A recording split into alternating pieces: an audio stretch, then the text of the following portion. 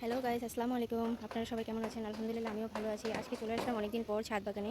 আমাদের ছাদ বাগানটায় অনেক আগাছা উঠে ভরে গেছে, তো পরিষ্কার করার জন্য চলে আসলাম। আজকে ওয়েদারটা মনে হচ্ছে মেঘলা, আকাশটা খুব মেঘলা দেখাচ্ছে। মনে হয় বৃষ্টি হবে। বৃষ্টি হওয়ার আগেই আমি ছাদ বাগানটা পরিষ্কার করব, তো আমার সাথেই থাকুন। আমাদের ছাদ বাগানে এই পাতাগুলো দিয়ে ভরে গেছে। আমি তো এগুলো পয়সা পাতা নামে চিনি, কেউ আবার থানকুনি পাতা নামেও চিনি। তো কে কী নামে জানেন আমাকে কমেন্টস করে জানাবেন। তো আমি এখন ছাদের আগাছাগুলো ফেলবো, তো আমি কেচি নিয়ে আসছি গাছের। সো গাইস, আমার ছাদ বাগান অনেকটাই পরিষ্কার হয়ে গেছে। এখন আমি চলে যাব, আপনাদের একটু দেখাচ্ছি। মেহেদি পাতা গাছটাও কিছুটা কেটে ছাটিয়ে দিব।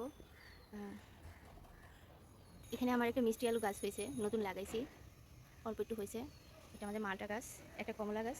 এখানে আমের মুকুল করতেছে, ছোট ছোট ছোট আম বের হয়েছে, এখনও এটাতে বড় হয়নি। আরেকটা আম গাছে একদিকে মুকুল হচ্ছে, আরেকদিকে আম হয়ে গেছে বড়।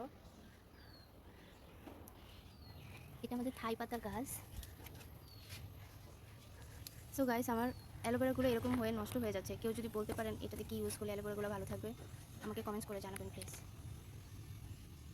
এটা আমাদের বেল গাছ, আমলকি গাছ এটা। সো গাইস, আজকে আমি চলে যাচ্ছি। আপনারা সবাই ভালো থাকবেন, সুস্থ থাকবেন, আমাদের জন্য দোয়া করবেন। ভিডিওটা ভালো লাগলে লাইক, কমেন্ট, শেয়ার